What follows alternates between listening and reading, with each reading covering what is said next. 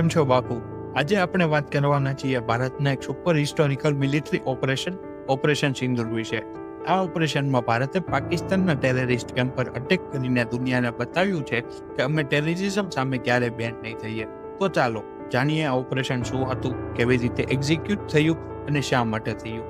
22 April 2025ના દિવસે જમ્મુ કાશ્મીરના પહેલગામમાં ટેરરિસ્ટે એક ખતરનાક અટેક કર્યો.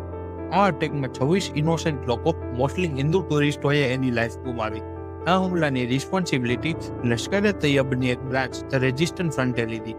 ભારત આને ટોલરેટ તો ના કરે, તો 6-7 મે 2025ની રાતે ભારતે એક ઓપરેશન સિંદૂર લોન્ચ કર્યું.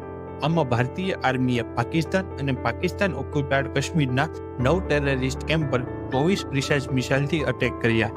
આ કેમ્પમાં જૈશે મોહમ્મદ, લશ્કરે તૈયબ અને હિઝબુલ મુજાહિદ્દીનના બેઝ હતા. ખાસ કરીને બહાવલપુર અને મુરીદકેને ટાર્ગેટ કરવામાં આવ્યા હતા. રિપોર્ટ મુજબ આ અટેકમાં 80 થી 100 ટેરરિસ્ટ કિલ થયા છે. આ ઓપરેશનની સક્સેસની પાછળ છે ભારતની ટોપ લેવલની પ્લાનિંગ. ભારતે લોરિટરી મિસાઇલ અને સુસાઇડ ડ્રોન યુઝ કર્યા, જેથી સિવિલિયન્સને ઝીરો ડેમેજ થાય. આ અટેક રાત્રે 1 થી 1:30 વચ્ચે થયો, જ્યારે કોઈ સિવિલિયન ત્યાં ના હતા. પણ હા મિત્રો, આની પાછળ ભારતનો એક સ્માર્ટ મૂવ છે. દેશભરમાં ઓપરેશન અભ્યાસ નામનું major civil defence mock drill run કર્યું.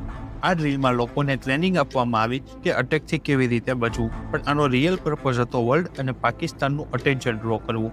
જ્યારે બધા આ ડ્રીલ પર ફોકસ કરતા હતા, ત્યારે ભારતે ચૂપકેથી એર સ્ટ્રાઇક કરી દીધી. આવી સ્ટ્રેટેજી 2019ના બાલાકોટ અટેકમાં યુઝ થઈ હતી.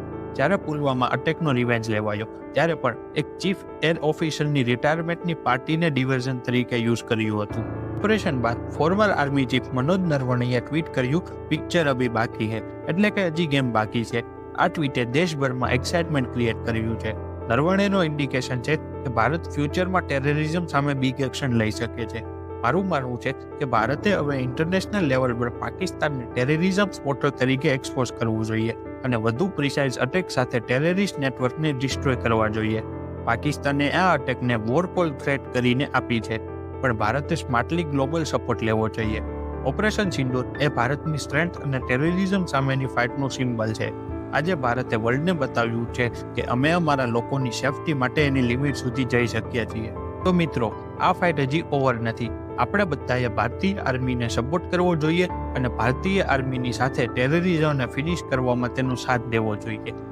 અને આ વિડીયો તમને સારો લાગ્યો હોય તો લાઈક કરો અને જલ્દીથી જલ્દી વધારે લોકો જોડે શેર કરો અને ચેનલને સબસ્ક્રાઇબ જલ્દીથી કરો અને કમેન્ટમાં જય હિન્દ લખી દો.